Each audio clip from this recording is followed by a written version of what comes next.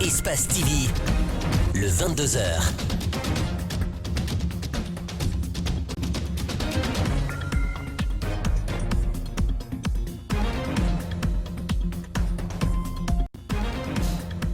Bonsoir, merci mesdames et messieurs de nous choisir sur Espace TV pour vous informer. Vous êtes dans le 22h, donc voici les principaux titres. La journée mondiale du climat, c'est ce 8 décembre, mais elle est passée inaperçue. En Guinée, la présence du coronavirus en serait la principale raison. Pourtant, elle vise cette journée à rappeler la menace réelle du réchauffement climatique et la nécessité d'agir pour en limiter les effets. Mamadou Lamarana Diallo, la vingtaine, a séjourné récemment pendant 8 mois à la maison centrale de Koronti. Après sa sortie de prison, il est décédé à Wanindara. Que s'est-il réellement passé? Vous en saurez davantage dans un court instant.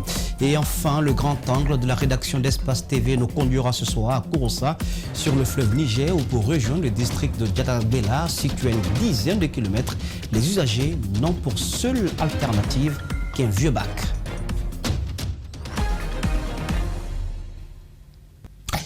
La journée mondiale du climat, c'est ce 8 décembre, mais elle est passée inaperçue. La présence du coronavirus en serait la principale raison. Pourtant, cette journée internationale créée par des associations écologistes françaises et belges vise à rappeler la menace réelle du réchauffement climatique et la nécessité d'agir pour en limiter les effets. Toutefois, le département de l'environnement a tenté d'apporter quelques explications sur les efforts entrepris pour le respect des engagements de lutte contre le réchauffement climatique. Ali Badra Kamara, LH Aliouba. Le changement climatique, ou encore appelé le dérèglement climatique, est le bouleversement de la nature dû à l'œuvre humaine ayant les effets dévastateurs, parmi lesquels l'inondation, la sécheresse, la montée des eaux de la mer. Cette journée dédiée au climat à travers le monde est une opportunité pour les pays ayant ratifié la Convention cadre des Nations Unies de faire le bilan. Du côté de la Guinée, les autorités affirment d'être dans la dynamique du respect de ces engagements. Tout d'abord, la Guinée a ratifié la Convention cadre des Nations Unies sur les changements climatiques depuis 1993. Donc, la Guinée est en train de mettre des actions pour la lutte. Elle doit honorer ses engagements. Pour honorer ses engagements, il y a plusieurs rapports à faire. C'est dans ce cas qu'on a élaboré notre contribution déterminée au niveau national. En ce qui concerne l'élévation de la température, qui est sans doute l'une des conséquences du réchauffement climatique, le point focal de la Convention des Nations Unies en Guinée pense que cela reste un défi majeur dont l'humanité est confrontée. Pour stabiliser cette température, il faut que les pays s'engagent à stabiliser jusqu'à 1,5 degré, jusqu'au maximum 2 degrés. Puisque si la température arrive à s'élever plus de 4 ou 5 degrés d'ici 2100, on aura des problèmes. Ces forêts classées de l'État ont un rôle capital dans l'équilibre de l'écosystème. Malheureusement, elles disparaissent peu à peu. Avant, la forêt classée d'antan s'étendait sur 600 hectares, mais n'a aujourd'hui que 6 hectares. La cause, l'urbanisation et les constructions anarchiques. Les forêts jouent un grand rôle. C'est les forêts là qui absorbent le gaz carbonique. Si on a beaucoup de forêts, on peut absorber les gaz carboniques. À date, la Guinée est à la phase d'élaboration de sa 3e communication nationale. Un rapport qui sera présenté dans le prochain rendez-vous de la COP26, prévu en Angleterre en novembre 2021. Ce, pour se rassurer de sa position après l'inventaire des pays émetteurs de gaz à effet de serre. Voilà donc ce qu'il fallait retenir sur la journée internationale du climat en Guinée. 85 milliards de francs guinéens, c'est le montant mis à la disposition du ministère de l'Éducation nationale et de l'alphabétisation pour doter les établissements scolaires publics de tableaux bancs adéquats. C'est une initiative du chef de l'État. Le compte-rendu signé Zena Bangoura, Koya Bokoroma. Cette assistance du gouvernement vise à améliorer les conditions d'études dans les établissements publics. C'est au lycée-collège Sonfonia que la livraison a commencé. Cet établissement de 24 salles de classe a bénéficié de 303 tables bancs. Cette année, c'est un budget spécial qui a été donné au MENA grâce au Premier ministre qui a bien voulu intercéder auprès du président de la République, qui a pris dans son budget de souveraineté 85 milliards pour mettre à la disposition du MENA pour pouvoir acheter des tables-bancs, à la fois pour remplacer les tables-bancs qui sont déjà gâtés et pour équiper les écoles qui étaient en rénovation et qui sont en nouvelle construction. Pour la bonne continuation, le département reste vigilant dans tout le processus, précise le ministre. On va s'assurer que l'argent qui a été envoyé a été effectivement dépensé et que les tables-bancs qui vont être mis à disposition vont rester définitivement dans le système. C'est pour cela que nous avons demandé à l'entrepreneur de nous proposer des modèles qui n'existent pas dans les autres écoles. Et si pour une raison ou une autre, on les retrouve ailleurs, nous allons les récupérer parce que ça appartient et nous allons chercher les coupables de ceux qui ont sorti ces tables-bancs des écoles et nous allons les sanctionner. Cette action qui vient combler le déficit de tables-bancs dans les écoles soulagera aussi les parents d'élèves qui étaient contraints de payer de l'argent jusqu'à l'année dernière. Sur ce, le ministre lance un avertissement. N'importe qui responsable, à quelque niveau que ce soit, qui se hasarde à prendre de l'argent avec la population pour des actes administratifs qui sont gratuits ou alors pour acheter des tables-bancs, il sera en contradiction avec gouverner autrement et cela signifie qu'il devra payer les conséquences de ses gestes. Ce geste vient à point nommé pour cette école qui était en manque criard de tables-bancs. Depuis l'ouverture, on n'a pas étudié faute de tables-bancs. Et si aujourd'hui la livraison a commencé, vraiment c'est une joie immense. Selon le ministre, d'autres écoles publiques de la capitale et celles de l'intérieur du pays bénéficieront aussi la même largesse du président. La crise politique née au lendemain de la présidentielle du 18 octobre s'invite à la cérémonie d'investiture du président de la République prévue ce 15 décembre, sauf changement de dernière minute.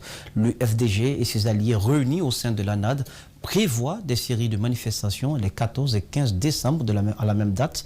L'honorable Sékou Kourissi Kondé y voit une démarche inopportune pour la stabilité du pays. Selon lui, cette stratégie a toujours engendré des violences. Il prône l'instauration d'un climat de dialogue. André Mossier-Milimono.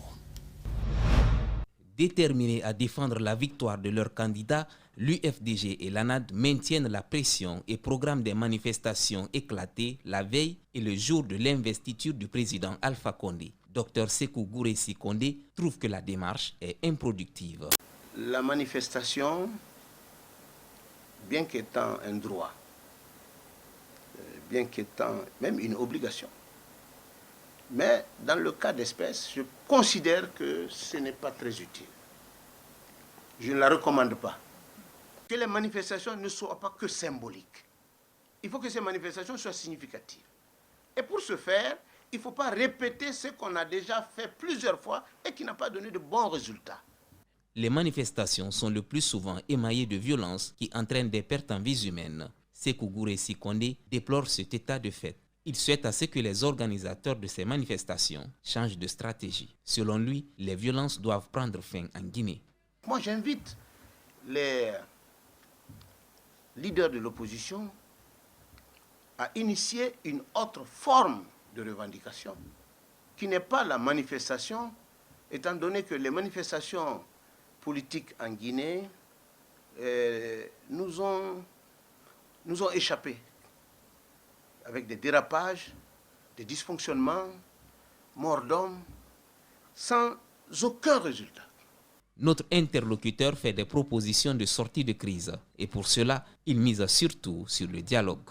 Premièrement, la libération, la relaxe pure et simple des leaders politiques en détention. C'est un souhait. Je ne suis pas en train de m'immiscer dans le processus. Je dis, ça c'est un premier souhait. Le deuxième souhait, que la volonté de rétablir le dialogue, la volonté de revenir au dialogue soit partagée entre les deux parties. Le président de la République dit, la main est ouverte, je tends la main. Je souhaite que l'opposition tende aussi la main. Le député du parti Arena souhaite que la Guinée tourne la page des moments sombres et que ses fils et filles puissent parler des questions de développement. Comme annoncé dans les titres, Mamadou Lamarana Diallo, la vingtaine, a séjourné récemment pendant 8 mois à la maison centrale de Koronti. Quelques jours après sa sortie de prison, il décède à Wanidara. Il avait bénéficié la semaine dernière d'une liberté conditionnelle et a même été accompagné, selon des observateurs, par des agents en uniforme le 5 décembre dernier jusqu'au marché d'Anko 5. Il aurait trouvé la mort le même jour, selon sa famille. Du côté de la maison centrale où il était détenu, aucune information n'a pour l'heure filtré. Compte rendu Mamadou Boulere Diallo, Abakar Din Kamara. Sur ce bout de papier, le beau-frère de Mamadou Lamarana Diallo note sa date d'arrestation qui lui a été communiquée par la maison centrale et la date de sa libération. Par peur de représailles, il ne veut pas s'afficher. Il est bijera de fou, mais landaki betefali, adem makko ko honno woniri. Pendant tout ce temps qu'il a passé en prison, ils n'ont pas daigné identifier sa famille. Malgré des recherches menées pour le retrouver, nous sommes allés dans des commissariats centraux, des grands hôpitaux. Nous pensions même qu'il avait voyagé. Nous sommes restés dans ça jusqu'au 5 décembre dernier. Sur les circonstances de sa mort, son beau-frère déclare qu'elles sont douteuses, car Mamadou Lamarana Diallo ne pouvait pas se tenir debout quand il rentrait à la maison et n'a pas survécu un jour de plus après sa sortie de la maison centrale. Il décrit plusieurs formes de torture qui auraient occasionné sa mort. Il n'avait droit qu'à un seul repas en 24 heures. Et dans sa cellule, il ne pouvait adopter qu'une seule position, debout ou assis, et c'est ce qui a paralysé son côté gauche.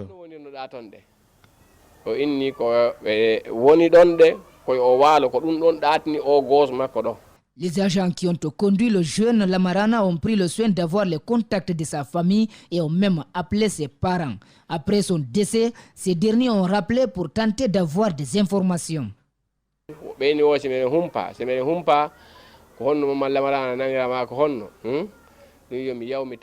Ils m'ont dit que si je veux savoir ce qui s'est passé en prison, comment ils ont arrêté Mamadou Lamarana, d'aller à la maison centrale. Ils vont me montrer ses papiers, qu'ils l'ont arrêté avec un groupe de bandits. J'ai dit que je ne suis plus intéressé par leurs informations, qu'ils me laissent tranquille parce qu'il y a des vieilles personnes qui n'ont pas d'enfants, mais tous les enfants ont des parents. Les parents de l'ancien prisonnier ont approché les sages de la mosquée pour procéder à l'inhumation du jeune Mamadou Lamarana Diallo du haut de ses 25 ans, chauffeur et célibataire sans enfant. Nous avons joint le directeur de l'administration pénitentiaire pour avoir la version de la maison centrale. Charles Victor Maka nous a orientés vers le chargé de communication du ministère de la Justice. Sékou Keïta, à son tour, a promis de nous revenir sans suite. Voilà donc ce qu'il fallait retenir sur ce dossier. Le vaccin contre la Covid-19 pourrait être disponible l'année prochaine en Guinée. Pour le directeur général de l'Agence nationale de sécurité sanitaire, le processus pour l'obtention de ce vaccin a déjà été entamé. Il réitère la volonté du gouvernement et de ses partenaires d'œuvrer pour la bonne conduite de ce processus jusqu'à l'aboutissement. Dr Sakoba Keïta était l'un des invités des grandes gueules de ce mardi. Rosaline Goto Monemo. En Guinée, le temps est à la préparation avant l'acheminement du vaccin contre le coronavirus. Pour Dr Sakoba Keïta, l'Agence nationale de sécurité sanitaire est à l'écoute de l'OMS et le ministère de la Santé pour voir le type de vaccin que la Guinée compte utiliser. C'est depuis vendredi dernier que l'agence a finalisé son plan de vaccination pour la République de Guinée. Cette préparation, nous pourrons la faire au courant de ce mois de décembre et janvier pour qu'on soit prêt vers la fin du mois de mars. Nous pensons que l'OMS pourra nous situer quels sont les types de vaccins pour lesquels nous pourrons nous inscrire. La Banque mondiale et d'autres partenaires comptent accompagner les gouvernements qui ne sont pas en mesure de se procurer de ce vaccin. La Guinée en fait partie. Son gouvernement compte prendre en charge les 30% du budget. La Banque mondiale, dans sa réunion du mois passé, qui s'est passée vers le 13 novembre, a déjà mobilisé, je crois, 13 milliards de dollars pour les pays qui ne seront pas en mesure de se procurer de ce vaccin. Par rapport au gouvernement guinéen qui compte prendre les 30% du budget en charge. Pour éviter les réticences face à ce vaccin, l'Agence nationale de sécurité sanitaire envisage procéder à des sensibilisations pour l'adhésion de la population à l'administration de ce vaccin. On a mis ça en place, un groupe technique chargé de la mobilisation sociale, et ce groupe chargera de la communication. Et vous savez, dans tous les pays, vous apprenez, il y a des réticences, les anti-vaccins. Mais au fur et à mesure que les vaccins vont montrer leurs résultats, je crois que ces réticences-là vont se dissiper. Selon le directeur général de l'Agence nationale de sécurité sanitaire, l'Organisation mondiale de la santé n'a pas donné son verdict final pour l'homologation du vaccin. Pendant ce temps, la Russie, la Chine, la Grande-Bretagne et d'autres pays occidentaux se sont inscrits pour le mois de janvier. Sport Football, l'association des éducateurs entraîneurs guinéens de football ont démarré un stage de formation, l'initiative du district communal de football de Matoto. Yaya Demba Kamara, El Haj Aliouba pour le compte rendu. Ces stages visent à améliorer la capacité des éducateurs et entraîneurs du district communal de football. Le président du district communal explique l'importance de ce stage. Pour nous, pour le développement du football, il faut forcément passer par la formation. Le district est une structure qui représente la Fédération guinéenne de football dans la commune. On s'était dit aujourd'hui, dans notre projet, la première des choses, il faut essayer de former nos cadres. Rehausser le niveau de football de Matoto est un défi. Laï Sekou Kanté, représentant de la commune, dévoile les raisons. Je voudrais vous appeler en tant que responsable du football au haut niveau, de vous impliquer aux côtés des autorités que nous sommes pour appuyer et assister le district communal du football de Matoto. Je voudrais leur dire que le chemin est long et il n'est pas facile d'atteindre. Mais avec le courage et l'abnégation, ils pourront réussir le défi que les autres n'ont pas pu réussir. Cet éducateur et entraîneur affirme que ce stage permettra aux bénéficiaires d'être opérationnels dans leur exercice sportif de la saison. L'association des éducateurs et entraîneurs guinéens de football continue son travail de formation aujourd'hui à Matoto. L'objectif affiché est bien entendu le déclenchement du processus d'enseignement axé sur le projet majeur des autorités du football, à savoir la qualification des acteurs principaux de toute relance et de toute réforme du football. Le secrétaire général de la FEGIFOOT, colonel Moïse Akoy-Koivougui, s'est dit favorable quant à l'initiative de cette formation. Le fruit de cette formation qui amène à l'excellence,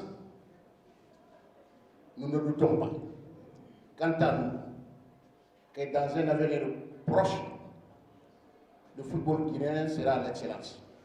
Cette équipe du district communal de football compte pérenniser l'action pour renforcer la capacité managériale de ses éducateurs et entraîneurs. Dans le même registre, le club Weekend Gym a organisé samedi une activité sportive pour lutter contre les violences faites aux femmes avec pour thème Oranger le monde. Les membres de ce club ont profité pour sensibiliser les citoyens face à ce phénomène qui gangrène notre société. Ils demandent aux autorités de faire de cette lutte une priorité. Rosaline Gotomonomo commente les images d'Abakar Keke Kamara. Soutenons les femmes, je dis non aux violences faites aux femmes. Tels sont entre autres slogans qu'on pouvait lire sur les feuilles. Cet événement s'inscrit dans le cadre des 16 jours d'activisme pour l'élimination des violences faites aux femmes. Les membres du club Weekend Gym profitent de cette occasion pour sensibiliser les citoyens sur les violences faites aux femmes dans le pays. Ils souhaitent que ces exactions dont sont victimes les femmes finissent dans les ménages. Nous sommes réunis ici pour apporter notre contribution à la lutte pour l'élimination des violences faites aux femmes, qui est devenue une pandémie mondiale aujourd'hui. Vraiment, les chiffres sont alarmants, ça ne fait que grimper. Il faut que nous contribuions tous, que nous soyons tous unis pour éradiquer cette pandémie-là. Les membres de ce club ont mis l'occasion à profit pour faire des activités sportives. Une façon pour eux de contribuer à la lutte contre les violences faites aux femmes. Nous avons l'habitude d'organiser souvent, le 8 mars, on a accompagné les femmes. Et aujourd'hui encore, nous accompagnons les femmes. C'est dire à tout le monde que la femme n'est pas à battre, la femme n'est pas insultée, la femme n'est pas assassinée, la femme n'est pas violée. Donc les violences faites aux femmes, il faut que ça s'arrête. Ils invitent les décideurs à faire de cette lutte une priorité pour le développement social. Je souhaiterais que les autorités s'approprient ces jours, qu'elles s'approprient ces dates, qu'elles s'approprient ces instants pour que cessent enfin les violences. Ces violences, cette année que nous avons appelée pandémie fantôme, devraient cesser, devraient finir, devraient se terminer dans les ménages, dans les maisons, dans les services, dans les lieux publics. Partout, la femme et la fille devraient se sentir en sécurité.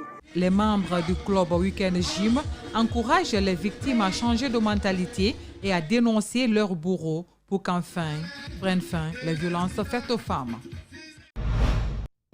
Une belle façon de joindre l'utile à l'agréable. Le directoire de campagne du RPG Arc-en-Ciel, lui, se dit soucieux de la préservation de la paix et de la quiétude sociale dans le pays. Pour ce faire, la majorité présidentielle et ses structures ont le week-end dernier organisé une séance de prière. Le compte-rendu est signé Zénab Bangora et Bromansori 5 Souma. Les religieux sont convaincus que Ratouma est l'une des communes les plus touchées par les violences post-électorales.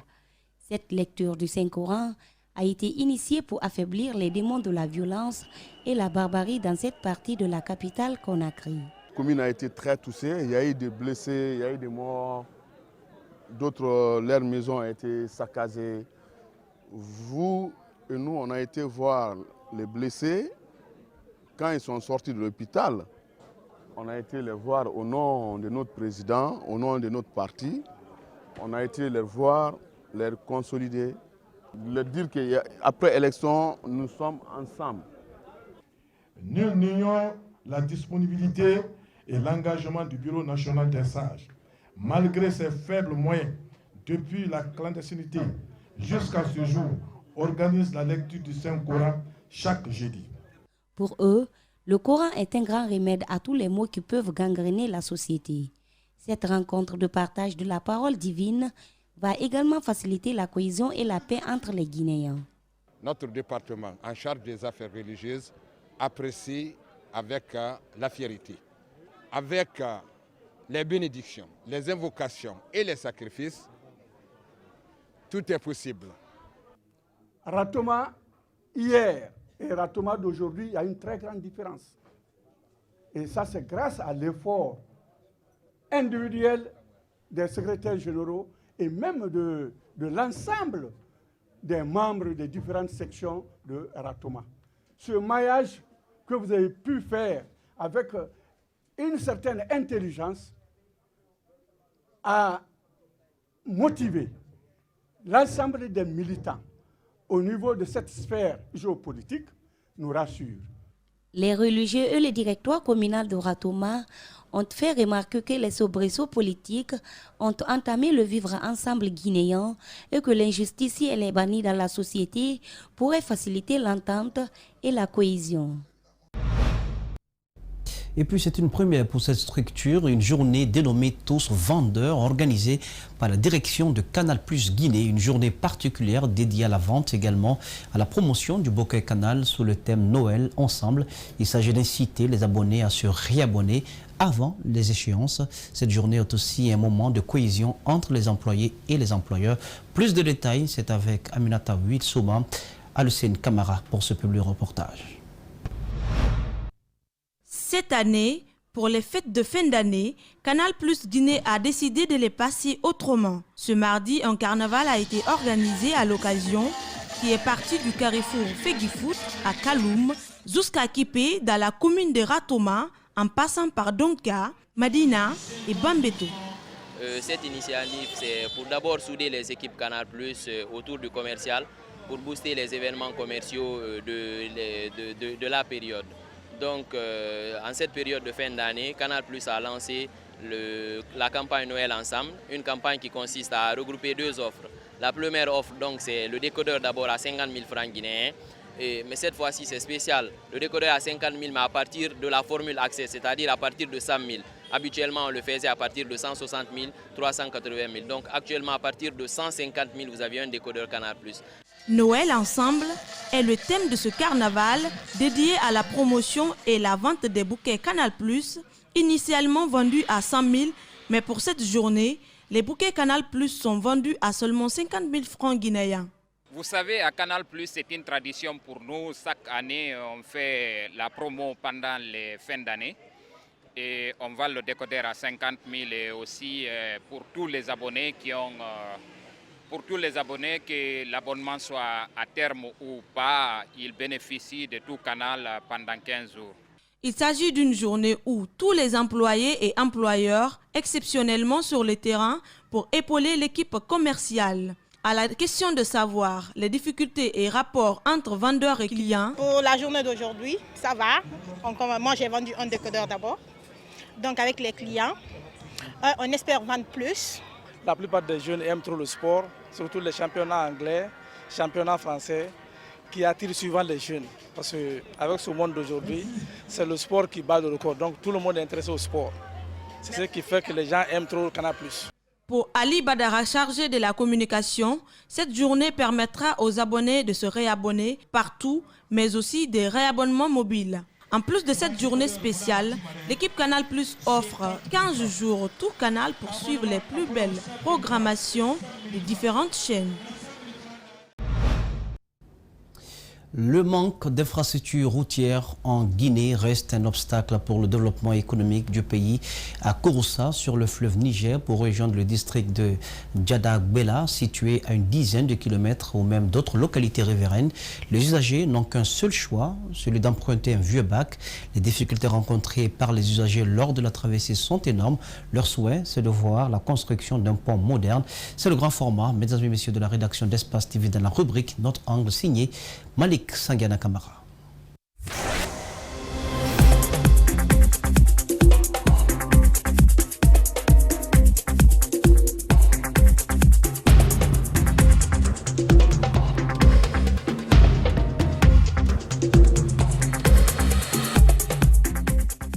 La préfecture de Kouroussa compte actuellement 12 sous-préfectures.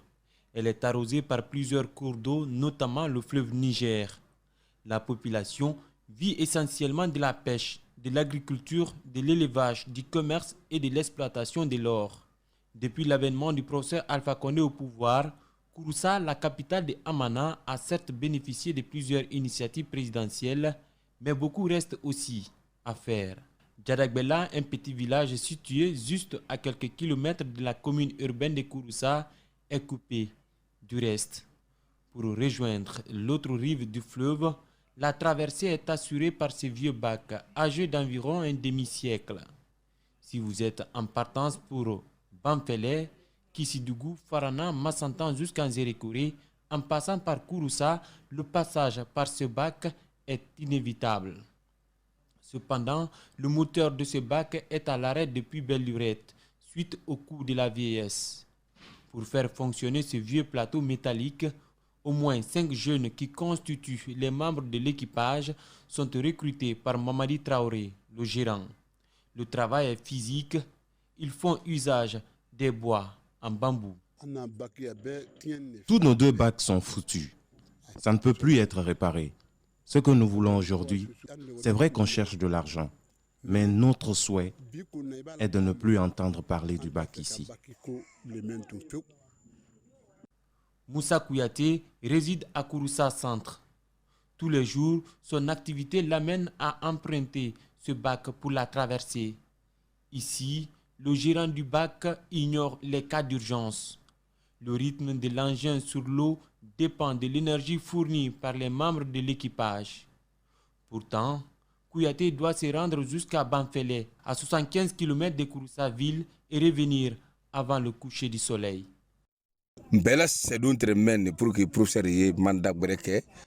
Notre combat était d'offrir un nouveau mandat au professeur Alpha Condé. Si on ne construit pas le pont pour la population de Kouroussa et ses voisins jusqu'à Sankaran, on n'est pas libre. Si ce n'est pas fait, que le président se dise qu'il a travaillé à Kouroussa, mais qu'on n'est pas du tout libre. Tout le monde est unanime de la construction de ce pont.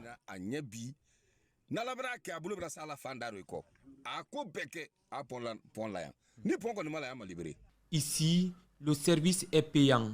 La somme à payer par les usagers pour la traversée varie entre 35 000 et 150 000 francs guinéens, selon la catégorie du véhicule.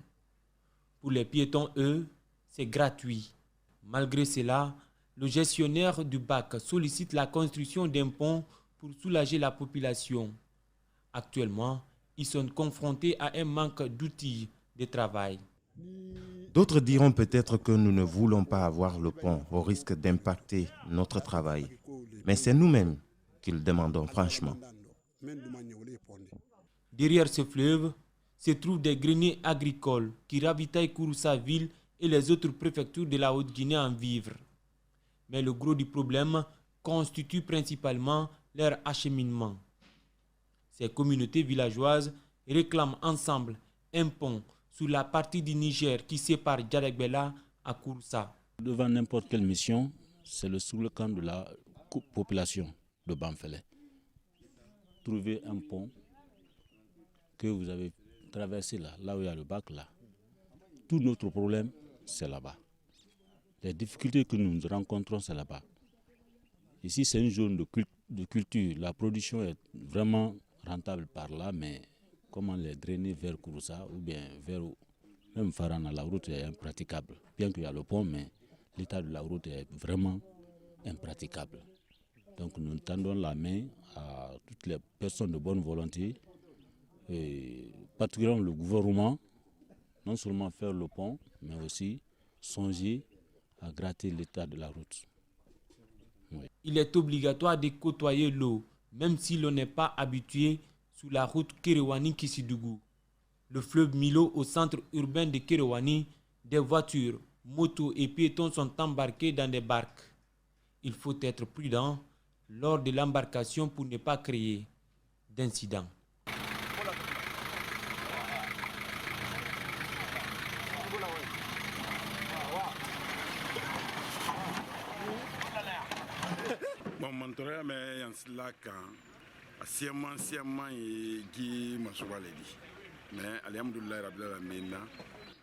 Nos difficultés sur cette route se situent à la traversée du fleuve. Mais Dieu merci, grâce au professeur Alpha Condé, nous avons un pont en construction. Si tout va bien d'ici la saison sèche de l'année prochaine, le chantier sera bouclé. Sinon, tu vois ce fleuve-là, il y a eu beaucoup de pertes en vie humaine ici.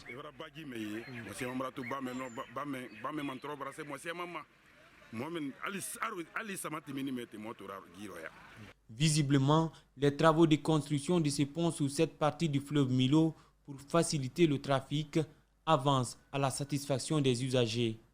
À la fin de ces travaux, ces barques et vieux bacs ne seront plus que des souvenirs. Voilà, c'était donc Malik Sangana Kamara de retour de Kouroussa dans la zone de Djaragbela. Ça n'est fini pour cette édition d'information. Mesdames et messieurs, merci de l'avoir suivi. Merci aux équipes techniques et rédactionnelles. Passez une agréable suite au programme Notre Compagnie sur Espace TV, la télé de notre planète. Bonsoir.